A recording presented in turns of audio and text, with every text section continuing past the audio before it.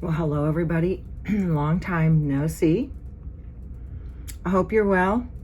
Everything's fine with me. I just really have just been doing life and really have just kind of put down my camera. Gemma's fine. Gemma's doing fantastic.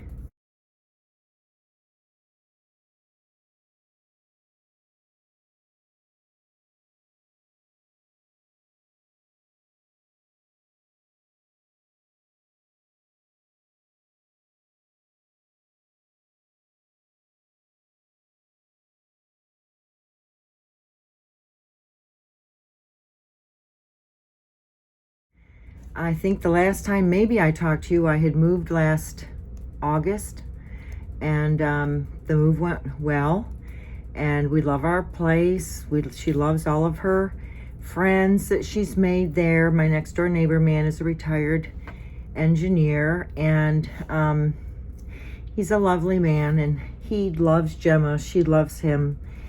Of course, my downstairs neighbor was my neighbor when I lived at my other place.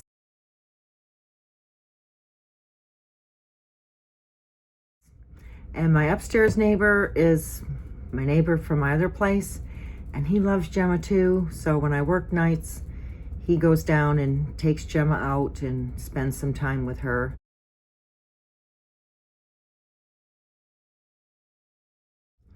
My nephew is staying with Gemma now while I'm gone on this trip.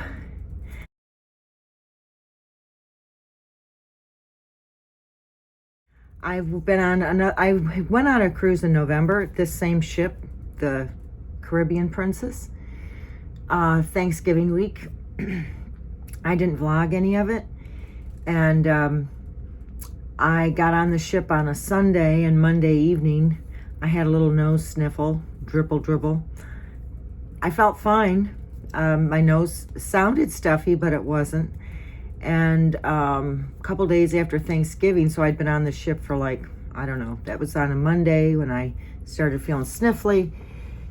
And on a Saturday morning, or maybe it was a Friday morning, I couldn't taste anything. Yeah. I came back and took a test, and I had COVID. But I felt fine. I still was testing positive for like 2 weeks. I did have some headaches, but I was not the poster girl for what you do when you got COVID. I was around people. I was drinking, not heavily, but I was drinking alcohol. I was on beaches and in pools and around people, and the only way it affected me afterwards was I had COVID brain. Like, my Christmas baking was an abomination. I threw a lot of things out because I literally forgot 2 recipes. I forgot the sugar. Can you believe it? Like baking stuff. I'd have a hard time with like name recall. But other than that, so that was in November, and I knew I was going to be on the same ship now. I had booked it last year for my 60th birthday. My 60th birthday was a couple days ago. So I flew into London on Friday, spent the night at Heathrow, and then left to take the bus yesterday from London down to Southampton, where I got on the ship. And so it's a 12-day. Today that was yesterday we left. Today we were in Bruges, Belgium. And I'd already been, of course, to Bruges, which is the most gorgeous city, I think one of the most beautiful cities I've ever visited. So I didn't really want to go to Brussels because I stayed in Brussels. I could have gone to Ghent. I've been to Ghent. I'd been to Bruges. So I took just a tour to the Flemish countryside, to a little town called Dahme, and then to Lopham, to the castle in Lopham. And I guess I really wasn't into it. And we stopped at a chocolate factory, of course. And I guess I really wasn't into it. I kept falling asleep on the bus. I just thought, oh, I wish I was back on the ship. I'm tired today. So it was okay, you know. I wouldn't really recommend it to anybody, really. It was nothing really fantastical, I didn't think. But it got me off the ship, even though I just got on yesterday. tomorrow we're in Rotterdam in the Netherlands. So I've been to Amsterdam, so I'm going to go to Gouda and go to a cheese farm where they make Gouda cheese and buy some Gouda and take back.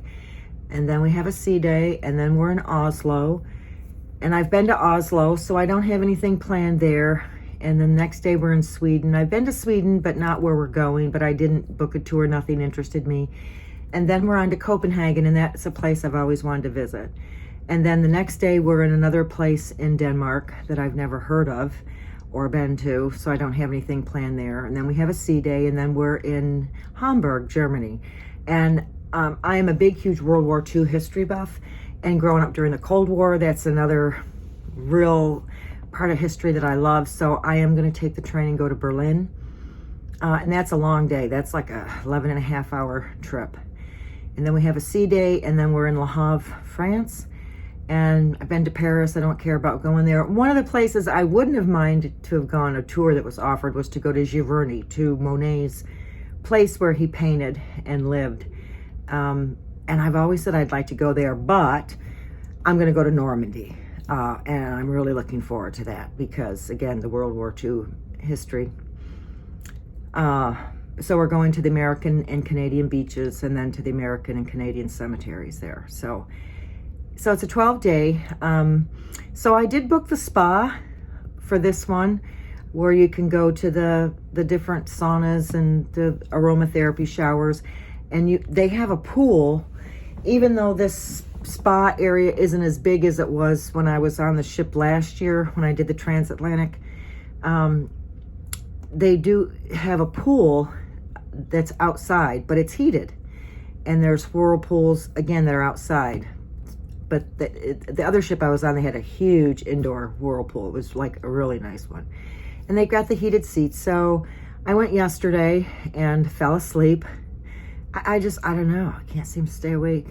I fell asleep on the bus coming down from London yesterday. So I boarded the ship, and the funny thing was, when I was on this ship in November, this particular ship was the first Princess cruise that I ever took, was on this ship in January of 2021. And I met a lovely couple on the ship then that lived in Florida, originally from New York. And I remember, like, the night before thinking, gosh, wouldn't it be neat if I saw them? But, like, what are the odds? I get on the ship, and guess who was on it? It was that couple. So we had a really nice week together. So when I got ready to board this ship, I thought, wouldn't that just be something? If some of the folks that were on that 2-week transatlantic with me were on there, especially this one lady, she married an American, she's from Scotland, lives in Florida, but she does not fly. So she goes to visit family, during the fall and the spring when they do the repositioning cruises and move the ship over from Florida to Southampton. And the night before, I was in my hotel room, and I thought, God, I'd love to see her again. I get on the ship yesterday, no kidding. And I go out on deck to go to the bar and and I hear this woman just say, "Oh my God." And she stands up right in front of me, and it is her. She's on this ship.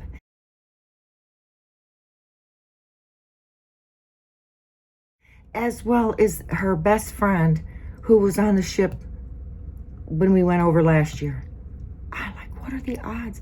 And I had just thought to myself, wouldn't that be something? And I sat in Heathrow waiting to take the bus, and I saw this lady that looked so much like her friend, not the Scottish gal, but her friend.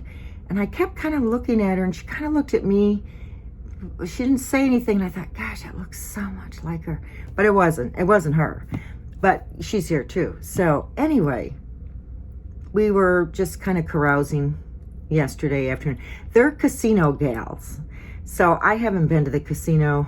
I don't know, I might go tomorrow, might go tonight, might go tomorrow. I don't know.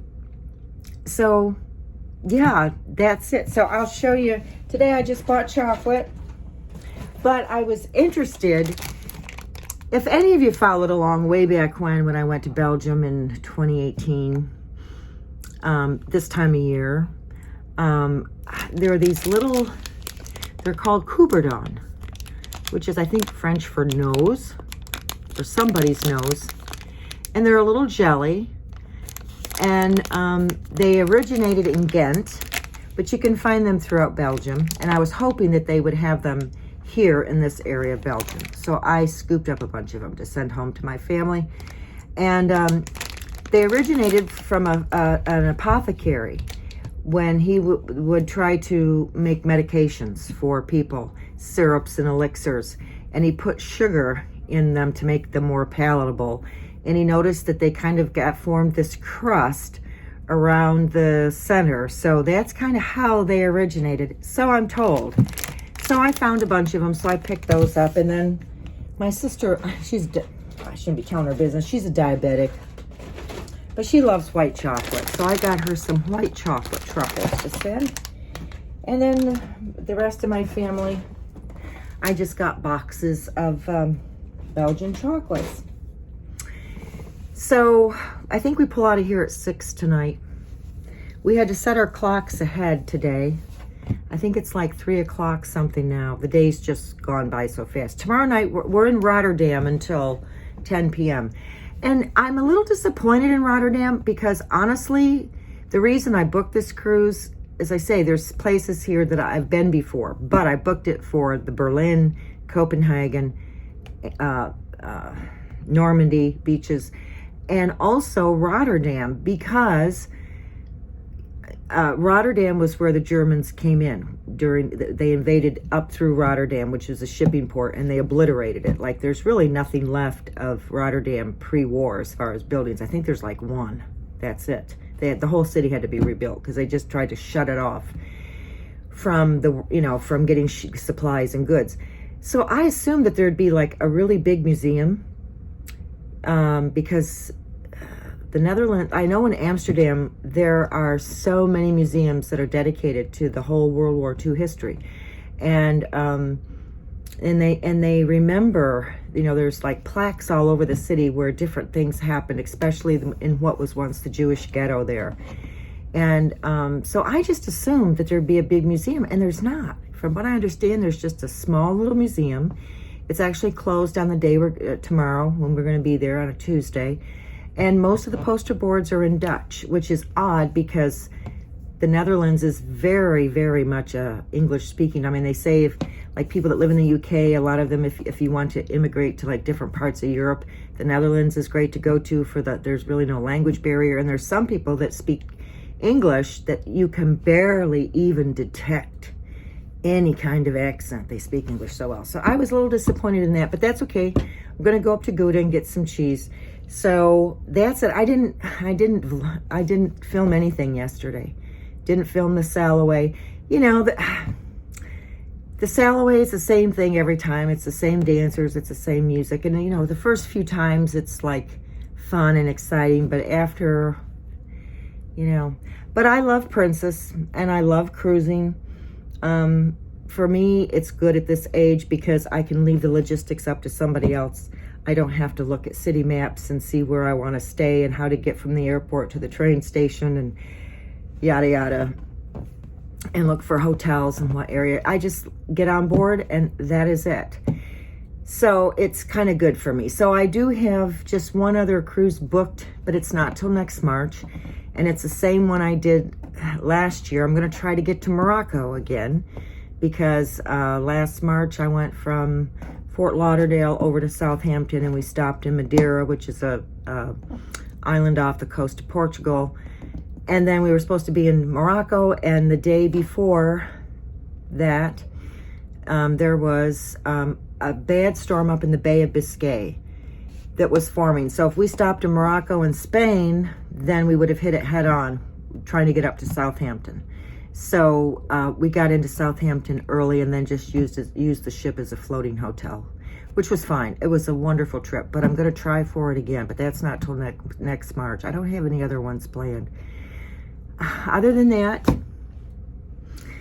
that's it. I hope everybody's well. I think another reason why I just kind of put down the cameras because, like my life isn't exciting, right? And I guess I'm one of those people that have fallen into that category of trying to not step away from social media, but just sit in the background, you know, and not film your life. Because a lot of people do it, and I don't know.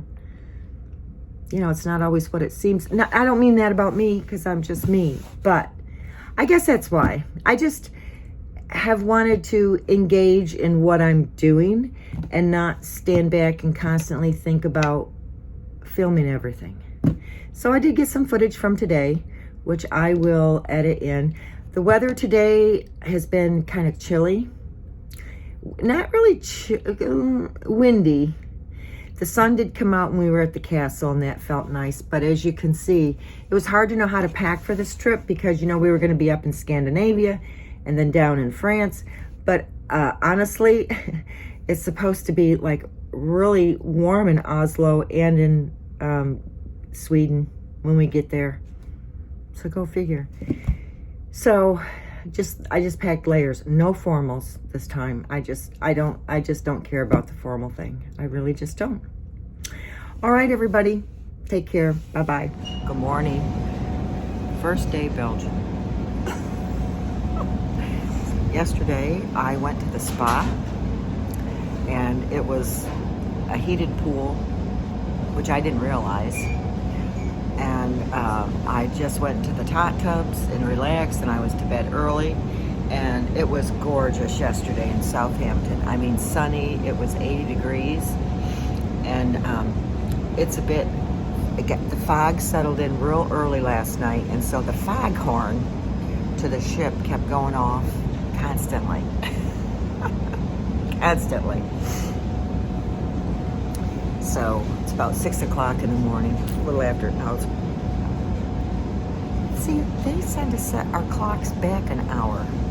And when I set my phone clock to Belgium time, it stayed the same. So I don't really know what time it is. It's either 5:45 or 6:45. So it's supposed to be decent today, though, like 68 maybe. So I have a trip to Flanders and to a castle, because I've been to Bruges, I've been to Ghent, I've been to Brussels, of course. So half-day tour, and then I'm going to come back and do more spa time.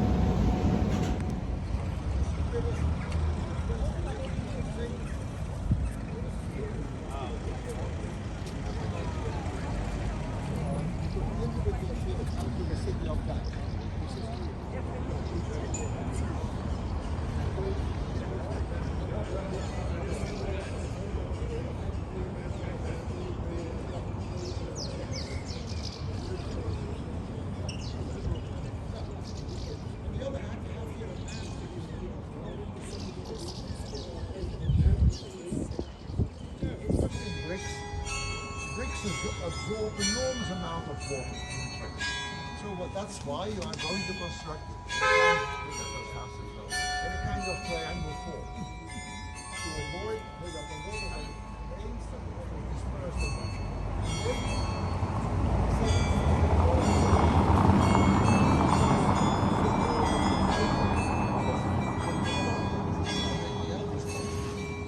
Because in fact, in order to avoid that your supports break due to the weight, well, they are going to build bows above that. Because that bow gives a certain very bit of money.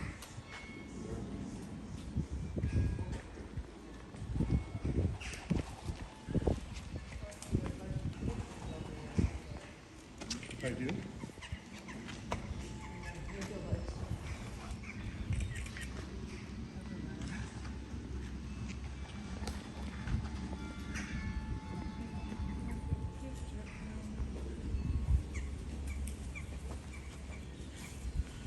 They're not happy. They don't want to go in there.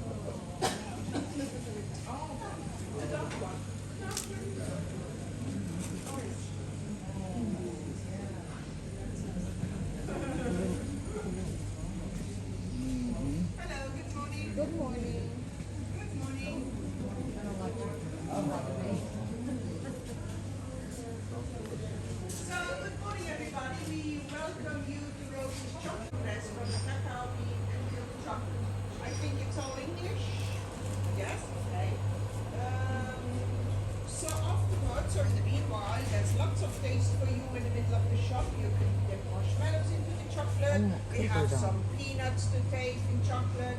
Over here we have our homemade marmalade. Oh, Orange this is what I peels. love. We have also real orange peels. We also have sneaker bars with peanuts and caramel and lots more.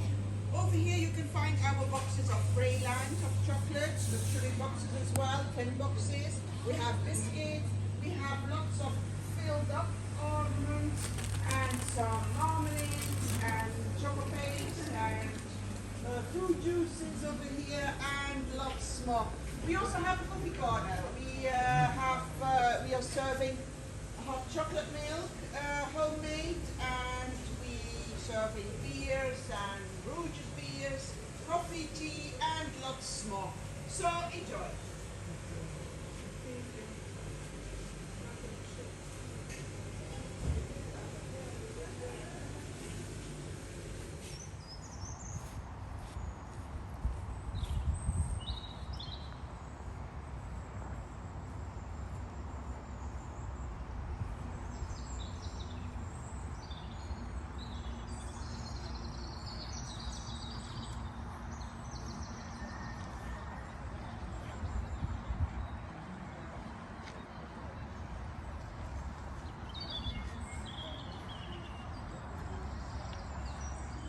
Painting of the 17th century of the Burg in Bruges.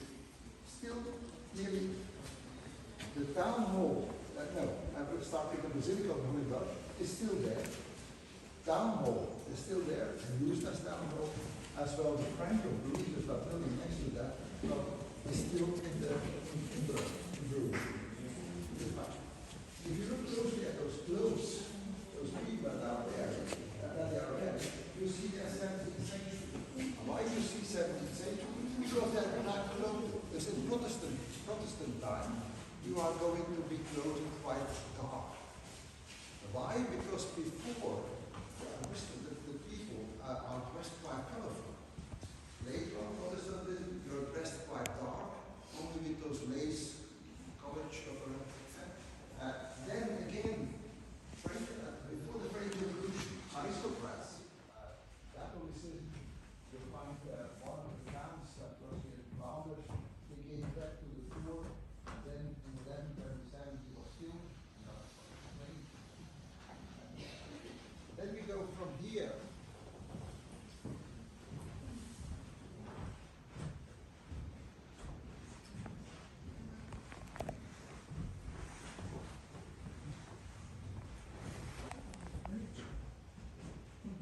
From here we enter the blue saloon, and in that blue saloon we see different dresses. Wait.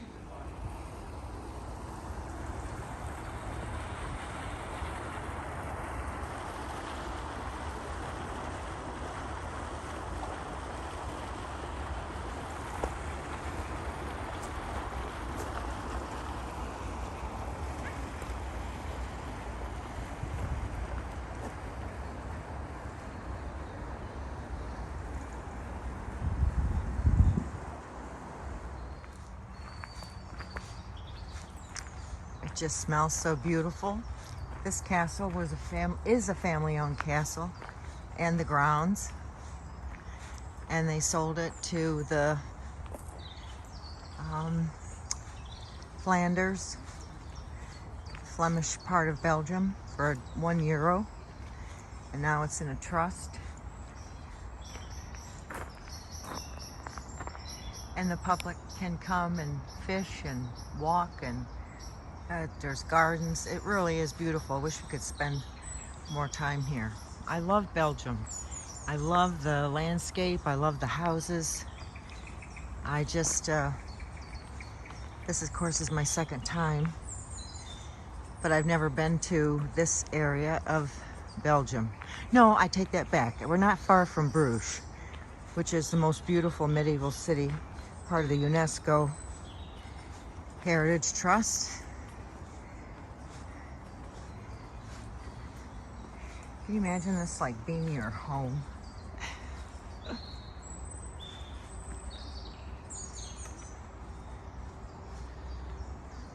driving through that driveway. I don't know what all these buildings are.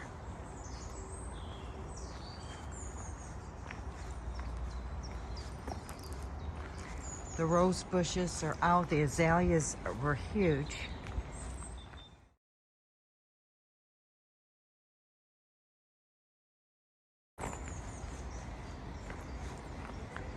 I don't know what that is.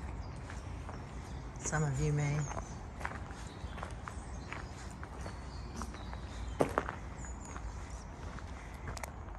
And there, of course, you find these all across Belgium and Holland. Wind, solar, they really do a lot with trying to use solar or wind energy.